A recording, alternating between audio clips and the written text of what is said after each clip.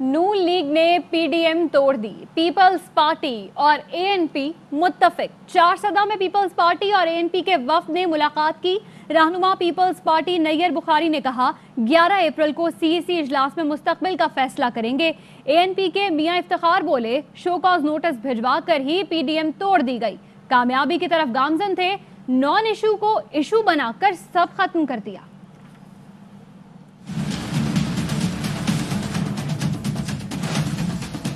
Pakistan peoples party की central executive committee का इजलास 11 तारीख को कराची में मुनक्किद हो रहा है। पीपल्स पार्टी मुस्तकबिल के फैसले का ऐलान करेगी।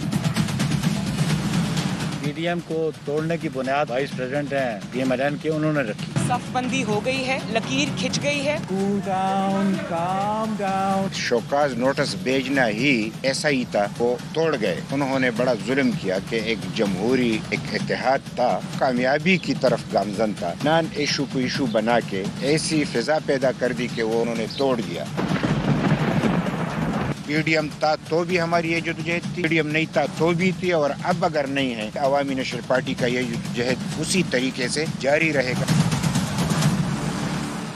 क्या कराची की पुलिस डाकुओं से डरने लगी? लांढी के इलाके कायदाबाद में मोटरसाइकिल पर सवार 3 डकैत मेडिकल स्टोर पर शहरियों से लूटमार करते रहे। सीसीटीवी फुटेज में नजर आ रहा है कि डकैत हाथों में पिस्तौल लहराते गुजर रहे हैं और पुलिस मोबाइल भी ऐन उसी वक्त वहां से गुजरती है। लुटेरों को पकड़ने के बजाय पुलिस एहलकार चुपचाप गुजर जाते हैं। इस पर हम अपने नुमाइंदे से भी बात करेंगे, लेकिन फुटेज ज़रा आप एक बार फिर देखिएगा कि किस तरह से यहाँ पर ये वारदात करते हैं और वारदात बड़ी तसल्ली से कर रहे हैं, और ऐसे में उनके हाथ में पिस्तौल भी दिखाई दे रहा है और किस तरह से दीदा दिलेरी से वो यहाँ से गुजरते हैं। लेकिन पुलिस मोबाइल वहाँ पर से गुजरती दिखाई देती है और बजाय इसके कि पुलिस एहलकार रुक कर उनके खिलाफ कार्रवाई करें, वो चुपचाप वहाँ से गुजरने पर ही बिलीव करते हैं और वहाँ से चले जाते हैं। सलमान लोधी हमारे साथ मौजूद हैं। सलमान, ये बताइएगा कि ये कसरे नफसी से काम लिया गया पुलिस की जानिब से, या उन्होंने कहा कि ये जी हमारी हुदूद नहीं है, या फिर उन्हें पता ही नहीं चला कि यहाँ पर कोई वारदात हो रही है?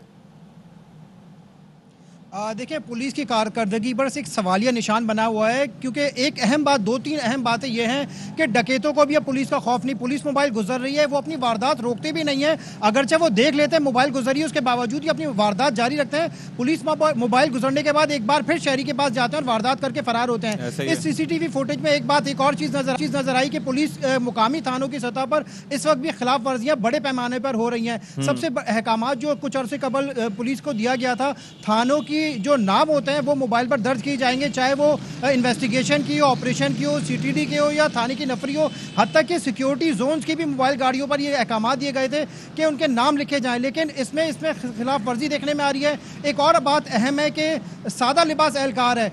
अहम बात यह है कि डकैती की वारदात हो रही है, एहलकार वहां से गुजरता है, ना ही किसी किस्म की मुजामत होते हैं। अगर ये जो फुटेज है इसमें जरा बताइएगा, अगर आप देख पाए इस मोबाइल में कितने एहलकार बैठे हुए थे, सादा लिबास थे या और कौन से थाने की ये मोबाइल थी? क्या इसी मुतालिका थाने की मोबाइल थी जहां पर ये वाकया, जहां पर ये वारदात हो रही थी, या किसी और जोन की ये पुलिस थी? देखिए, पुलिस इसी कश्मकश में, उनको भी समझ में नहीं आ रहा है कहाँ की किसकी ये मोबाइल है, क्योंकि इसमें कुछ भी नहीं लिखा हुआ, नंबर प्लेट भी सीसीटीवी फुटेज में वाजे नहीं है, और इसमें जो एहलकार बैठा हुआ है वो भी सादा लिबास में। एक एहलकार सिर्फ सीसीटीवी फुटेज में सामने नजर आ रहा है। पुलिस का कहना है कि हो सकता है कोई पीछे मजीद एहलकार भी हो। अब तक पुलिस जो मुकामी थाना लगता है, सोशल मीडिया पर जो अपलोड की गई है वो लांडी का बताया गया है, शेरपाव कॉलोनी, लेकिन पुलिस इस मोबाइल से लाइलमी का इजहार कर रही है। इस मोबाइल में ना ही थाने का नाम लिखा हुआ आ रहा है, ना ही नंबर प्लेट वाजे हो पा रही है। ये भी हो सकता है कि ये किसी वीवीआईपी प्रोटोकॉल के लिए इस्तेमाल होने वाली मोबाइल हो, ये भी मुमकिनात में से है। जी देखिए, पुलिस यही इसी बात का पुलिस को शक है कि हो सकता है ये ऐसा हो, लेकिन वाज़े तौर पर ये एक बात वाज़े है कि अगर सिक्योरिटी जोन की मोबाइल भी होती है या स्पेशल ब्रांच की मोबाइल होती है, तो और एसएसयू की भी मोबाइल गाड़ी होती है, उसमें बाकायदा तौर पर नंबर लिखा होता है। मैं आपको सिर्फ अपने अकब में वाज़े कर सकूं, देखिए एक मोबाइल घड़ी हुई है, कैमरामैन दिखाएंगे, साउथ जोन इन्वेस्टिगेशन का इसमें नाम लिखा हुआ है ताकि इसकी पहचान हो सके। अगर इस मोबाइल की गाड़ी किसी जगह से गुजर रही होती है और वारदात देखती है तो फौरी तौर पर वो रिस्पॉन्ड क्यों नहीं करते, तो इस पर एक्शन लिया जा सकता है। लेकिन पुलिस अब तक इस मामले से और इस मोबाइल पे ऐसा कुछ नहीं लिखा गया। ये जो मोबाइल है जो गुजर रही है, सीसीटीवी में सामने आई है, इसमें ऐसा कुछ नहीं लिखा हुआ जिससे इसकी शनाख्त या पहचान हो सके। जी बिल्कुल, इसी वजह से पुलिस कोई एक्शन नहीं ले पा रही, वरना आमतौर पर इन्हीं किस्म की वारदातों के बाद ये नोटिस लिया गया था और ये अहकामात भी जारी किए गए थे कि मोबाइल गाड़ियों पे उनके नाम लिखे जाएं। अगर कोई भी गफलत में पाता है स्ट्रीट क्राइम, क्योंकि कराची के शहरियों का बहुत बड़ा मसला है और आमतौर पर SSC हो या स्पेशल पार्टी हो, कोई भी हो तो इस किस्म की रोक कर वो रिस्पॉन्ड भी करते हैं, लेकिन इस मोबाइल गाड़ी ने रिस्पॉन्ड क्यों नहीं किया, ये भी एक सवालिया निशान है और पुलिस इसमें एक्शन भी किस तरह ले, क्योंकि अब तक इसकी आइडेंटिफिकेशन ही नहीं हो पा रही, ना ही मोबाइल गाड़ी की हो रही है, ना ही पुलिस किस थाने पे या किस जगह पे इसको अलॉट किया गया था और ये एहलकार कौन है, ये अब तक पुलिस के लिए सवालिया निशान बना हुआ है। मुल्जिमान की शनाख्त तो अपनी जगह, ये जो पुलिस की मोबाइल गुजरी है अभी इसकी शनाख्त में ही पुलिस शनाख्त से कासिर है, पता चलाने से कासिर है कि ये है कौन से थाने की, कहां से इसकी शनाख्त की जा सके, पता चलाया जा सके, ताकि उनके खिलाफ कार्रवाई हो सके कि भाई कानून तो अंधा होता है लेकिन कानून के रखवाले अंधे नहीं होने चाहिए, उन्हें अपने अतराफ की नज़र रखनी चाहिए, पता चलाना चाहिए कि हमारे आसपास क्या हो रहा है और अगर कोई ऐसी वारदात हो रही है तो उसकी रोकथाम में अपना किरदार अदा करना चाहिए।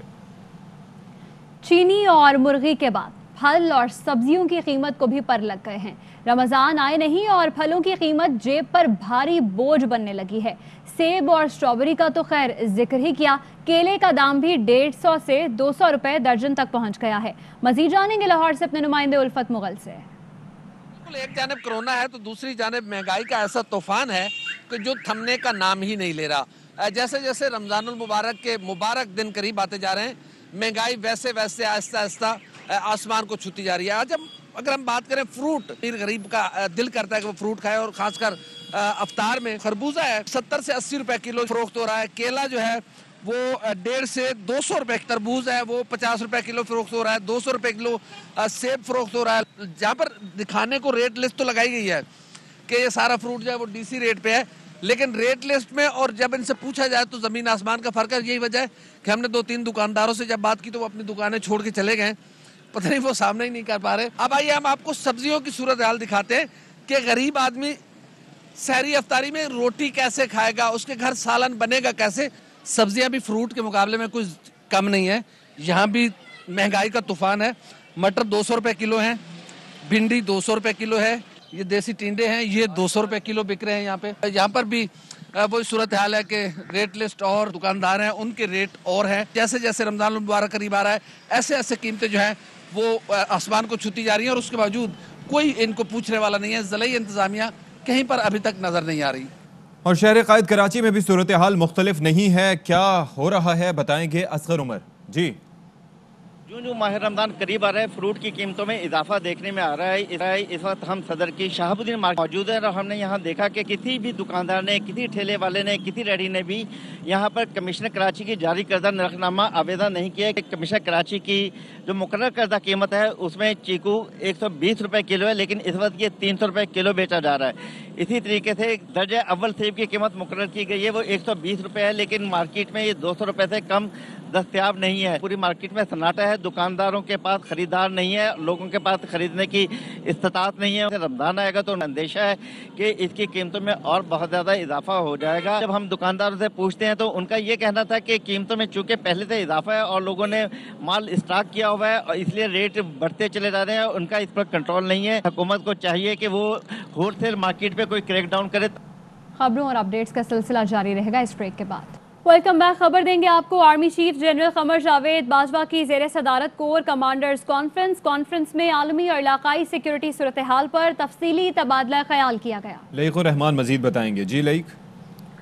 जी, army chief general Qamar Javed Bajwa की जेर सदारत GHQ रावलपिंडी में ये 240वीं कोर कमांडर्स कॉन्फ्रेंस थी, जिसमें आलमी और इलाकाई सिक्योरिटी की सूरत हाल पर तफसीली बातचीत की गई। साथ ही शुरका को जो हालिया फार्मेशन मशकें हुई हैं उसमें ऑपरेशनल तैयारियों के हवाले से आगाह किया गया और तमाम शुरका ने पाक फौज की ऑपरेशनल तैयारियों पर इत्मीनान का इजहार किया। शुरका को मशकी सरहदों और लाइन ऑफ कंट्रोल की ताज़ा तरीन सूरत हाल, बिलखुसूस दोनों मुल्कों के दरमियान जो DGMOs की सतह पर राब्ता हुआ था हालिया, उसके बाद की सूरत हाल पर भी गौर किया गया। इसके साथ साथ तमाम शुरका ने एक बार फिर शुरका की तरफ से कश्मीरियों के मुकम्मल हक़ खुदरादियत से यकजहती का इजहार किया गया।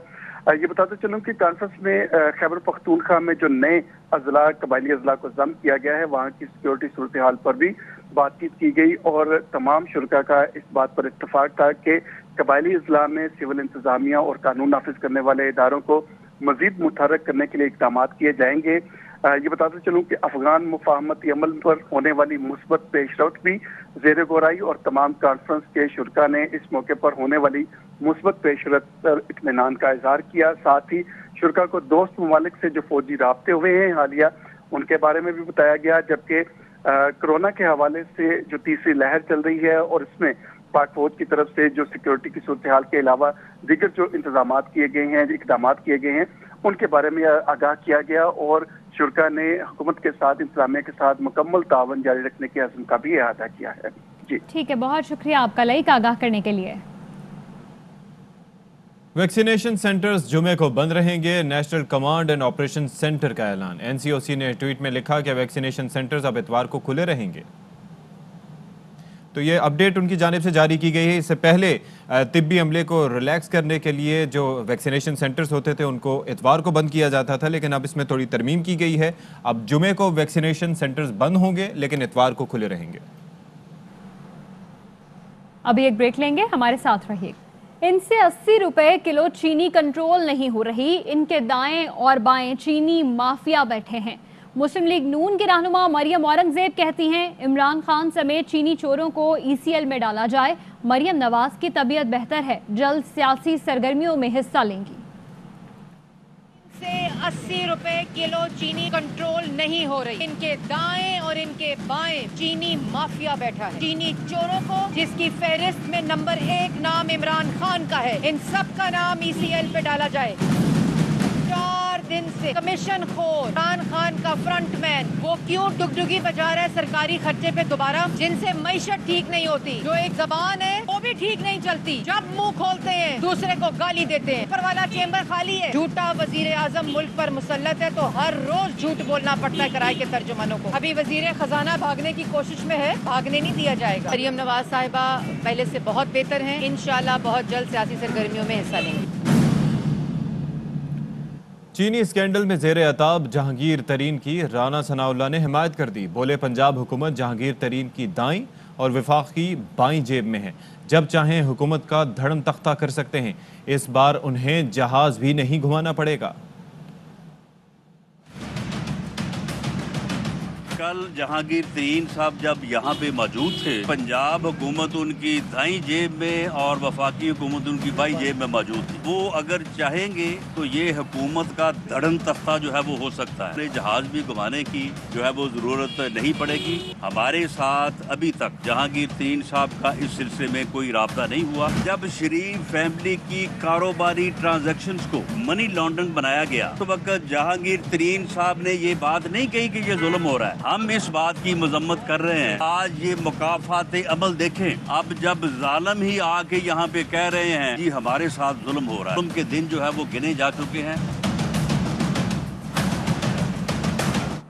मुआविन खुसूसी पंजाब फिरदौस आशिक अवान कहती हैं राना सना का दर्द समझ आता है। जब भी शुगर मिल्स के खिलाफ कार्रवाई होती है वो उनके तर्जुमान बन जाते हैं। जहांगीर तरीन ने अदालतों और कानून का रास्ता अपनाया है। हकाइक सामने आने पर सूरत हाल वाज़ेह हो जाएगी। वो कानून की अदालत से सुरखरू होंगे। राना सनाउल्लाह का दर्द तो समझ में आता है। जब भी शुगर के हवाले से कोई कार्रवाई होती है तो राना सनाउल्लाह साहब उनके तर्जमान बन के सामने खड़े होते हैं। पाकिस्तान तहरीक इंसाफ के जहांगीर तरीन साहब ने रास्ता अपनाया अदालतों का और कानून का, ये उनका हक है। असल हकायक अदालतों के सामने जब आएंगे तो सूरत हाल वाज़ेह हो जाएगी। कानून की अदालत में वो सुरखरू होंगे। आरिफ वाला में मेहंदी की तकरीब पर पुलिस का छापा, दुल्हा गिरफ्तार कर लिया। बेटे की गिरफ्तारी पर वालिद दिल का दौरा पड़ने से इंतकाल कर गए। पुलिस ने दुल्हा समेत 6 अफराद को गिरफ्तार किया था। पुलिस का कहना है कि तकरीब में नाच गाने पर पड़ोसियों को एतराज था, उनकी शिकायत पर छापा मारा। घोटकी के सीनियर सियासतदान मियां अब्दुल हक उर्फ मियां मिट्ठू ने 85 साल की उम्र में दूसरी शादी कर ली। साबिक MNA ने 45 साल की बेवा से शादी की। मियां मिट्ठू कहते हैं शरीयत के मुताबिक निकाह किया है, कोई गुनाह नहीं किया। मियां मिट्ठू के 150 से ज़ायद बेटे बेटियां, पोते पोतियां, नवासे नवासियां और पड़पोते पड़पोतियां हैं। मियां मिट्ठू गैर मुस्लिम लड़के लड़कियों के कबूल इस्लाम के बाद तहफ़्फ़ुज़ देने के हवाले से मशहूर हैं। मियां मिट्ठू पीपल्स पार्टी के टिकट पर 2 मरतबा रुकने कौमी असम्बली मुंतखब हो चुके हैं। कराची का आइस फायर पान, आग बरसाता पान करता है सबको हैरान। पान में बर्फ और आग का बेहतरीन इम्तिजाज उसे दीगर पान से मुनफरिद बनाता है। हमारी नुमाइंदा हिना दीदार ने भी इस पान का मजा लिया, आइए आपको भी दिखाते हैं।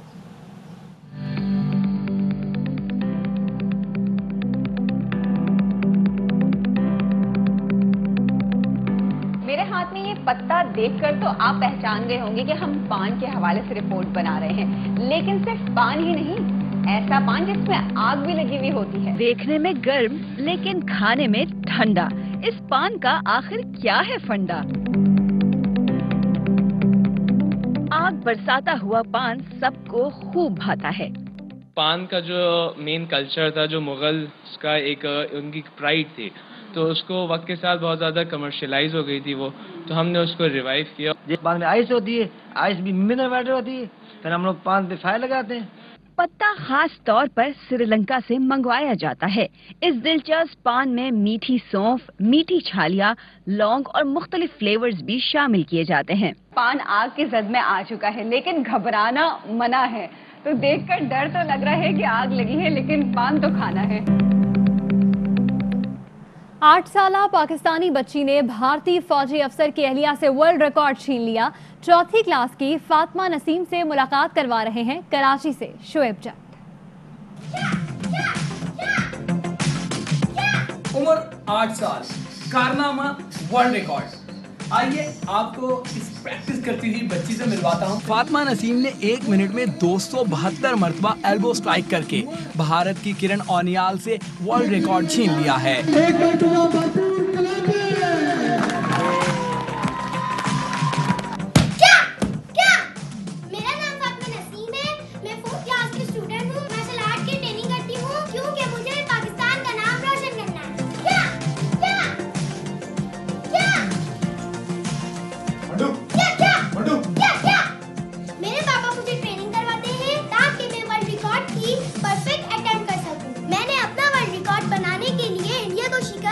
तभी मैंने कई वर्ल्ड रिकॉर्ड बनाने हैं। मैं बड़े होके आर्मी ऑफिसर बनूंगी।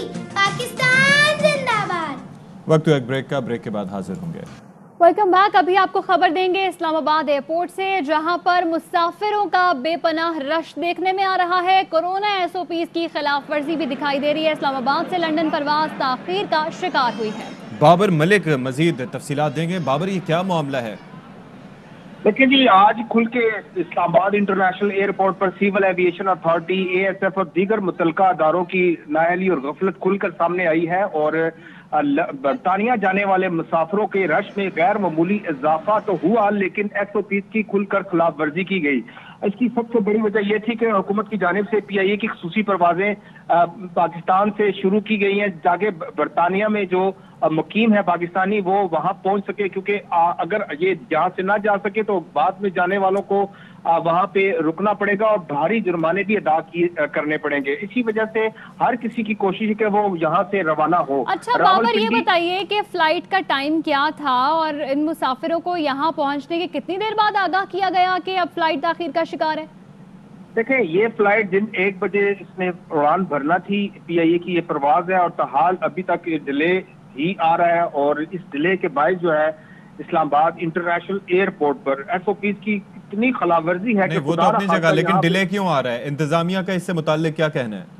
देखिए, ये तो तर्जमान PIA ही बता सकता है कि ये परवाजें क्यों ताखीर का शिकार हो रही हैं। लेकिन तो अगर इतना डिले था तो फिर मुसाफिरों को पहले से आगाह क्यों नहीं किया गया और उसके बाद भी उन्हें भेज क्यों नहीं दिया गया? यहाँ पर इतना रश क्यों लगा है? जी हाँ, ये इंटरनेशनल एयरपोर्ट है, पाकिस्तान का सबसे बड़ा इंटरनेशनल बैनुल अक़वामी हवाई अड्डा है और बहुत बड़ा एयरपोर्ट है। यहाँ पे सिविल एविएशन अथॉरिटी, ठीक है बाबर, बहुत शुक्रिया, आप आगाह करे थे। ये मनाजिर भी जरा हम आपको दिखाते चले। ये इस्लामाबाद एयरपोर्ट के मनाजिर हैं। परवाज जो कि इस्लामाबाद से लंदन की परवाज थी वो ताखीर का शिकार हुई। 1 बजे इसको यहाँ से रवाना होना था और PIA तर्जुमान अभी तक नहीं बता पाए कि ये फ्लाइट डिले का शिकार क्यों हुई है, लेकिन कितना रश लगा है ये आप देख सकते हैं। SOPs की भी खुल्लम खुला खिलाफ वर्जी हमें इस वीडियो में दिखाई दे रही है। न्यूज़ स्टूडियो से फिल वक्त इतना ही। देखते रहिए ARY न्यूज़।